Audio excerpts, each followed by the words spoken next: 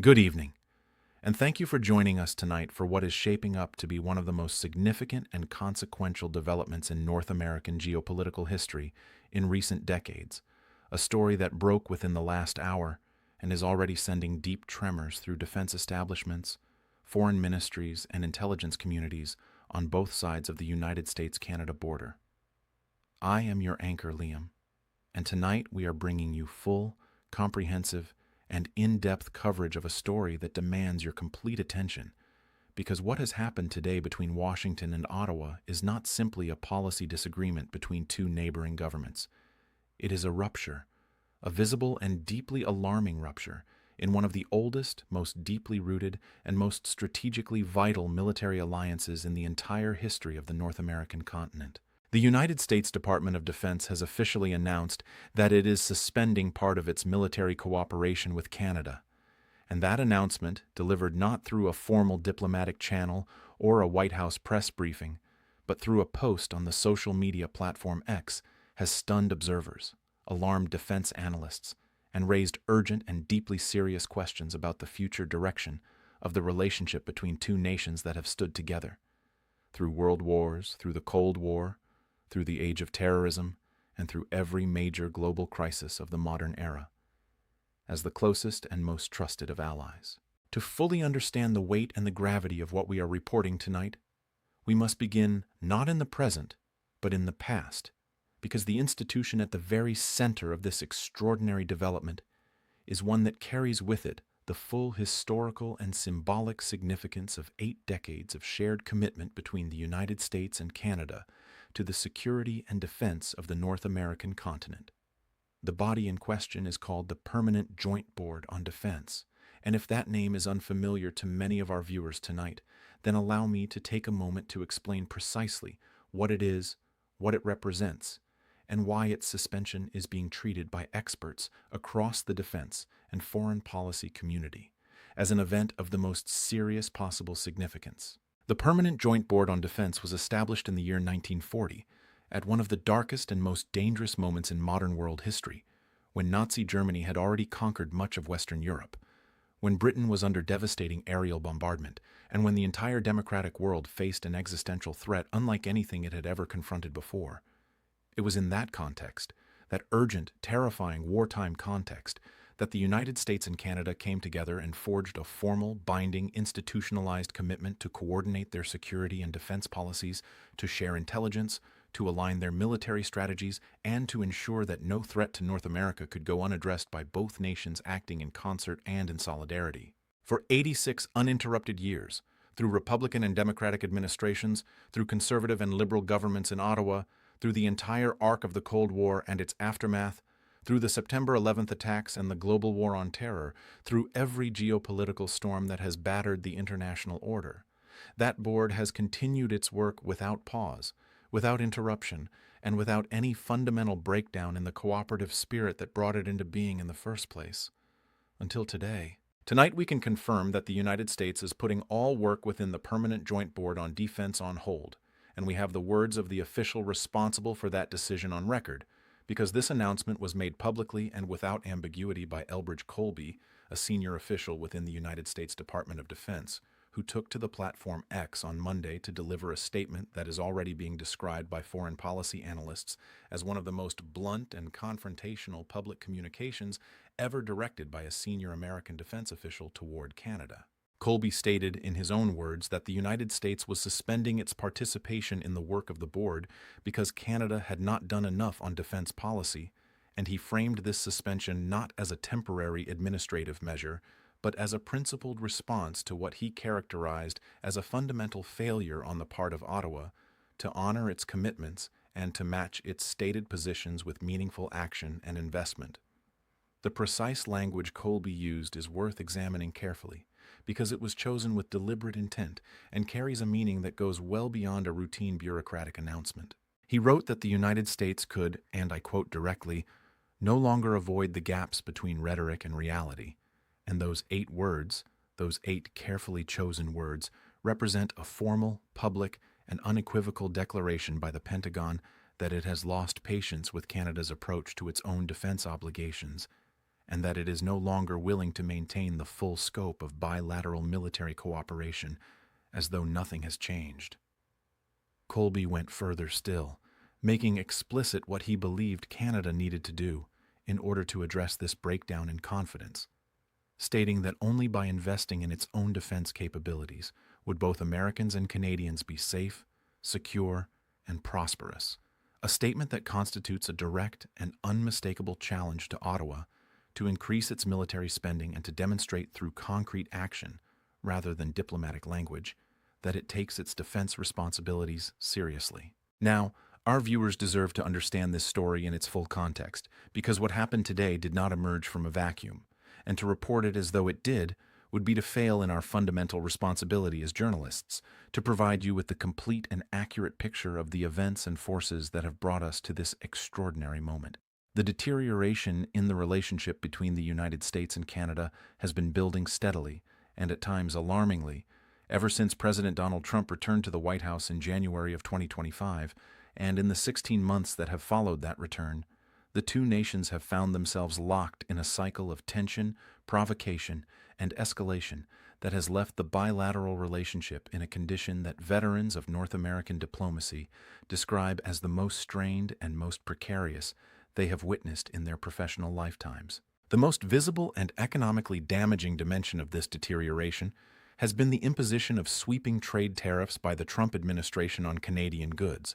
tariffs that have caused significant disruption to the deeply integrated economic relationship between the two countries, and that have generated enormous resentment and frustration within Canada, where political leaders across the spectrum have united in condemning what they regard as an unjust and economically destructive assault on a trading partnership that benefits both nations. But as damaging as those tariffs have been, and as significant as the economic dimension of this dispute undeniably is, it is the political and rhetorical dimension of Trump's posture toward Canada that has generated the deepest alarm among those who study and monitor the health of the bilateral relationship, because Donald Trump has repeatedly and publicly suggested, in terms that have left his intentions subject to very little interpretation, that Canada should become the 51st state of the United States of America. This is not a position that any previous American president of either party has ever advanced, and it is a position that strikes at the very foundation of Canadian sovereignty, Canadian identity, and Canada's existence as an independent nation with its own democratic institutions, its own constitutional framework, its own foreign policy, and its own place in the community of nations as a founding member of NATO and one of the world's leading liberal democracies. The suggestion has been met with fierce rejection in Canada, where it has galvanized public opinion and given Prime Minister Mark Carney's government a degree of political solidarity and national unity that might not otherwise have been so readily achievable. But it has also introduced into the relationship a level of fundamental mistrust and existential anxiety that has made every subsequent interaction between Washington and Ottawa more fraught, more loaded, and more difficult to navigate. It is against this already deeply troubled backdrop that we must now place the speech that Canadian Prime Minister Mark Carney delivered at the World Economic Forum in Davos, Switzerland, in January of this year, because that speech has emerged tonight as a central and explicitly referenced element of the American decision to suspend military cooperation,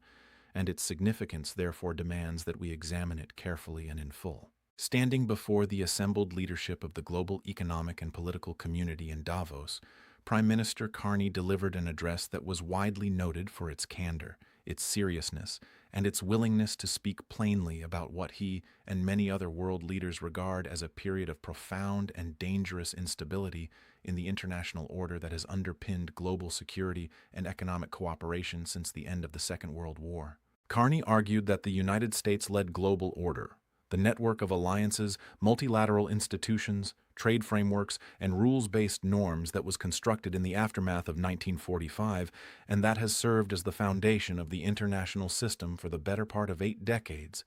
was fracturing under the compounding pressure of great power competition between the United States, China, and Russia,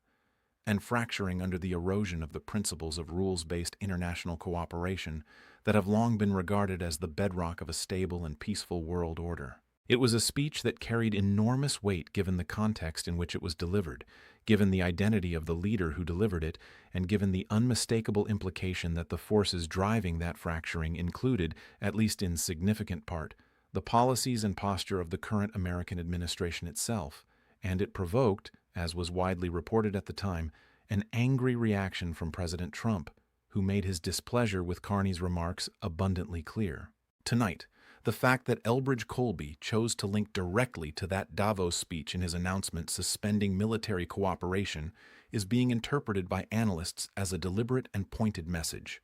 a signal from Washington that the United States has neither forgotten nor forgiven the substance and the implications of what Canada's Prime Minister said in Switzerland in January, and that there are real and tangible consequences for allied nations that are seen to be publicly questioning the legitimacy and the reliability of American leadership on the world stage. Let us now turn to the question that is, without any doubt, the most important question arising from tonight's developments, and that is the question of what this suspension means in practical terms, what it signals about the future trajectory of the United States-Canada relationship, and what consequences it may carry for the broader architecture of North American and transatlantic security. The Permanent Joint Board on Defense, as we have described, is the primary formal institutional mechanism through which the United States and Canada coordinate their bilateral defense relationship, and its suspension removes from the table a forum that has historically served as the venue through which the two countries have worked through their most sensitive and consequential shared security challenges, including matters relating to the defense of the Arctic, the management of shared airspace and maritime approaches, the coordination of responses to potential threats from state and non-state actors,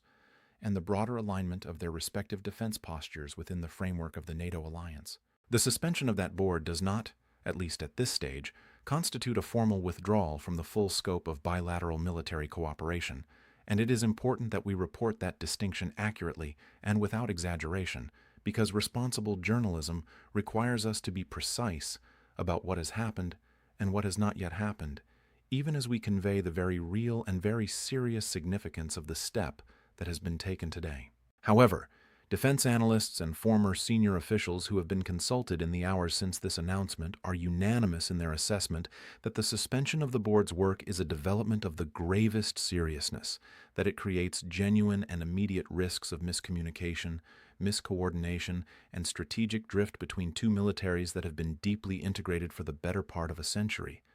and that it sends a signal to allies and adversaries alike about the state of the most fundamental security relationship in the Western Hemisphere that carries consequences well beyond the immediate bilateral context. The question of where this trajectory leads,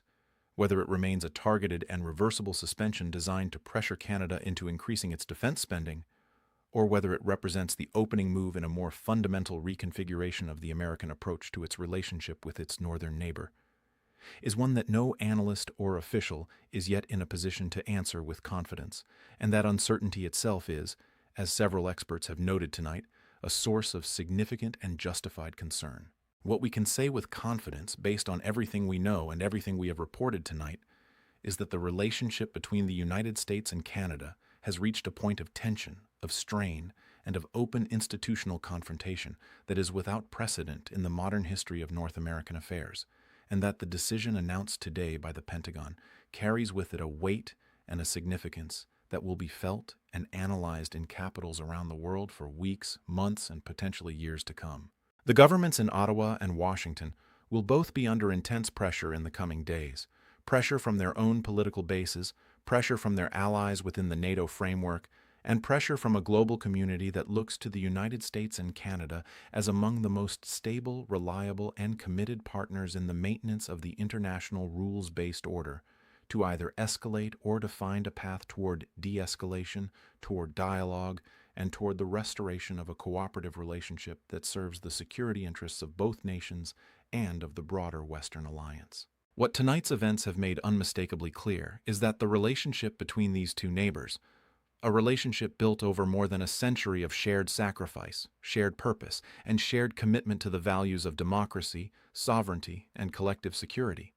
is now in a period of profound and deeply troubling uncertainty,